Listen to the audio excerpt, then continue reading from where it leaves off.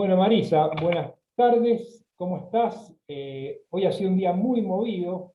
Quiero que nos expliques cómo ha sido el clima que se ha vivido en el Congreso Nacional, en la Cámara de Diputados. Vos sos diputada nacional por el Frente de Todos, y hoy hemos visto un obstáculo. O sea, nos hemos encontrado que hay un sector político, el radicalismo mendocino, para decirlo directamente, que ha obstaculizado que se trataran leyes muy importantes para la provincia. Así que bueno, contanos un poco, y yo después te voy preguntando algunas dudas, algunas cuestiones, a ver cómo se sigue con todo. Bueno, como decís, hoy tuvimos que asistir a un hecho, la verdad, de una irresponsabilidad suprema del oficialismo de la provincia de Mendoza, que acá es oposición, liderados por Cornejo. Y hago hincapié en ellos porque digo, por lo que vos explicabas antes, se trataban leyes que eran importantes para la provincia. Entonces uno Sí, sí, aspira a enojada, te que digo. se deje... Un mensaje muy enojado, así que me gusta, Sí. si hay que enojarse, hay que decirlo, hay que la gente sepa el motivo de tu enojo. Lo que pasa es que hoy se trataban tres leyes importantes para la provincia, porque mejorar las mensualidades de los contratistas y equiparar o empalmar la jubilación de los trabajadores y trabajadoras de las viñas con los obreros rurales es un reclamo histórico de trabajadores que se ejercen su labor en una de las actividades económicas principales de la provincia, como es la vitivinícola, pero que además fueron declarados esenciales durante la pandemia. Entonces, era un reconocimiento a ese sector que viene luchando hace mucho tiempo porque dejen de ser 10 mensualidades con los contratistas y pasen a ser 12, y el impacto que esto significa en la indemnización, pero la jubilación anticipada además de los trabajadores y trabajadoras de las viñas, que aquellos que conocemos, que es la gran mayoría de nuestro pueblo, porque quien no tiene un amigo, un familiar que trabaja en la finca, es cultural en nuestra provincia este tipo de oficio, sabemos lo que sufren en su cuerpo, el deterioro que significa en su cuerpo estas labores, y que no lleguen a jubilarse porque se mueren antes. La verdad que es de una injusticia tremenda. Entonces, bueno, eran leyes muy importantes. Y etiquetado frontal también, yo lo he repetido y no me voy a cansar de repetirlo. Etiquetado frontal es una herramienta de salud pública, es una herramienta de información pública, pero tiene un impacto muy positivo en las economías regionales como la nuestra. Vos pensás que si mañana, si se aprueba en algún momento, que creemos que sí, va a ser pronto, la ley de etiquetado frontal, cuando vos vas al supermercado o al almacén de tu barrio a comprar el juguito de manzana para tu hijo o para tu hija, y dice que es de manzana, va a tener que tener manzana, porque si no, no le van a poder poner que es jugo de manzana. Y eso va a significar un crecimiento de las economías regionales, como las de la provincia de Mendoza, de Neuquén, de San Juan. Entonces, era muy importante que esta ley saliera, porque además es una ley generada del consenso político de nuestra provincia. Vamos, las tres leyes tienen como autora a la senadora Anabel Fernández Sagasti, y etiquetado frontal es en colaboración con Julio Cobos. Digo, era muy significativo que se votara esa ley. Bueno, las mezquindades políticas hicieron que no se pudiera avanzar.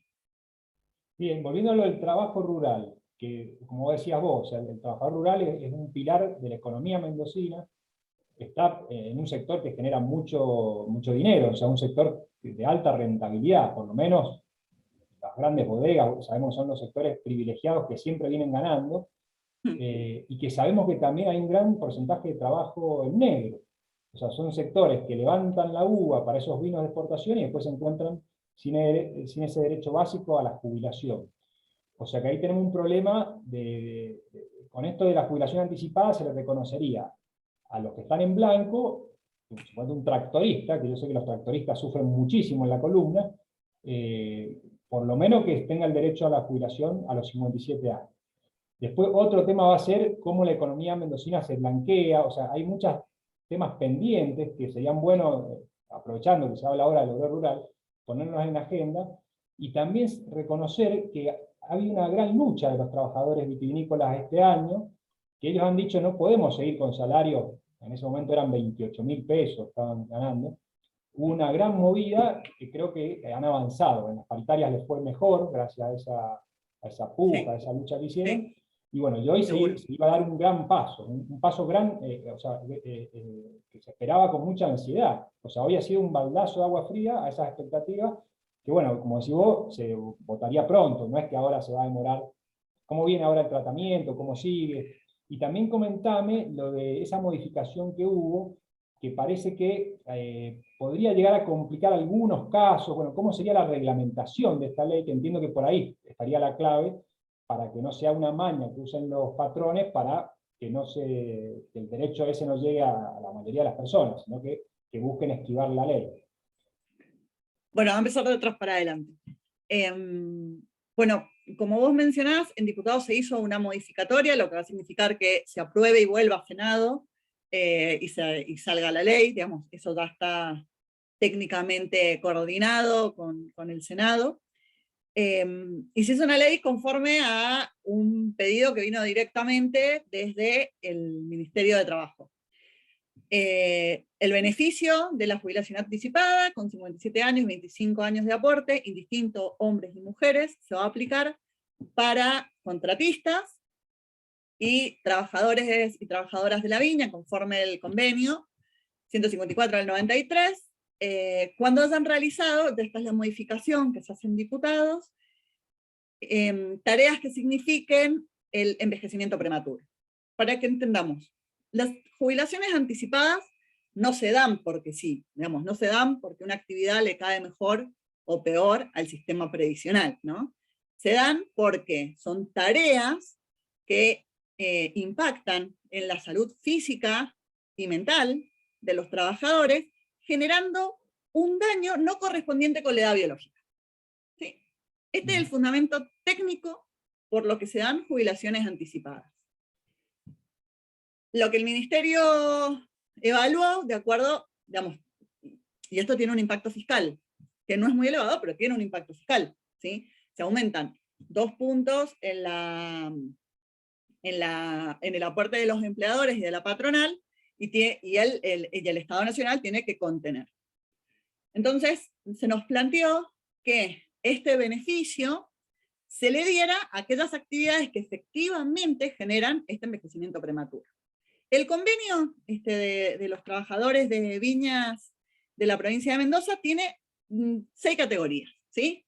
La mayoría de ellas, y por la descripción del propio convenio, generan este envejecimiento prematuro. De hecho, hay algunas, como son los sulfutadores o los azufradores, que en el artículo te expresa que tienen que tener una carga horaria distinta, reducida de 6 horas, porque se considera una actividad dañosa.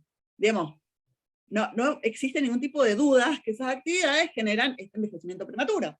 Vos hablabas de los tractoristas. Bueno, hay listas de enfermedades que se pueden ver dentro de los baremos o de las nóminas que tiene tanto el ANSES como la superintendencia, que son a la vista generadoras de daños en la salud de los trabajadores.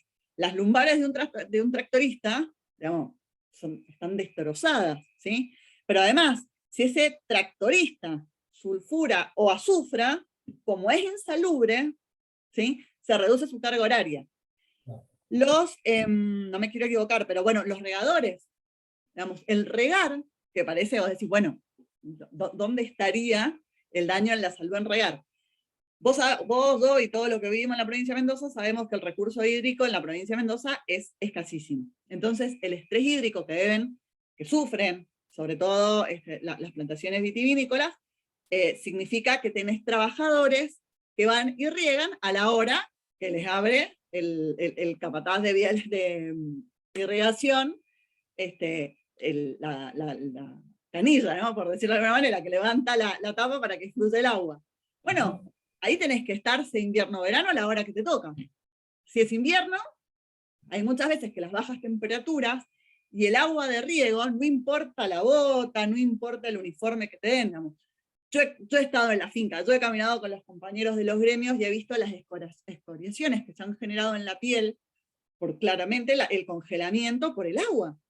Claro. Pero además pensá en los compañeros de SOEVA que hacen los, ¿cómo es que se llaman?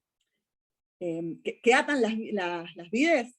Sí, sí, No, eso implica que vos vayas agachado y de rodillas. las articulaciones de las rodillas, las articulaciones de las manos, la columna, digo, todas las tareas generan este envejecimiento prematuro. Por eso fue una discusión muy fuerte, digamos, no es que se aceptó sin discutirlo, se intentó llegar a un consenso, tuvimos un montón de reuniones con los representantes de los gremios, tuvimos reuniones con especialistas, aparte, en derecho laboral, para que nos indicaran si esto iba a generar un perjuicio, y la verdad es que la ley no dice que se exige ningún tipo de certificado, la ley no dice que se exige ningún procedimiento especial, y lo que nos comprometimos con el ministerio es que a la hora de reglamentar nos íbamos a sentar con los gremios para que esa reglamentación tampoco perjudique a los de las trabajadoras. Pero para dar tranquilidad, si a vos te ponen en una categoría, cuando te blanquean, tenés una categoría profesional, esa categoría Exacto. Corresponde con las tareas que están a la intemperie o que generan este envejecimiento prematuro, listo, no va a haber discusión. O sea, con tal categoría, esa sería una reglamentación que dé seguridad para que no se produzcan avivadas. Así sería. Claro. Pero aparte, digo, el convenio, porque he escuchado, como vos decís, que dicen, no, bueno, el convenio, el Estatuto del Obrero Rural, el Estatuto del Trabajador Rural, del Obrero Rural, nos remite al artículo 154, creo que es, de la 24.241.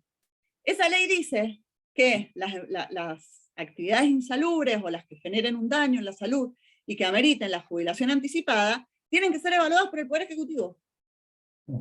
Claro. No, esto es así, porque si no, vos abrís un universo que después no puedes contener. Vos no le puedes prometer a las personas algo que después no vas a poder contener. Claro. Bueno, y ahí nos queda pendiente, porque está claro que esto es un derecho y hay que votarlo lo más rápido posible. Después tenemos pendiente las bajas jubilaciones del sistema en general. Ahí yo creo que el foco está en que nos preocupemos como mendocinos, sabiendo que toda la verdura que comemos se hace con trabajo en negro, que el ajo que se exporta se hace con trabajo en negro, una parte de la uva también se hace con trabajo en negro.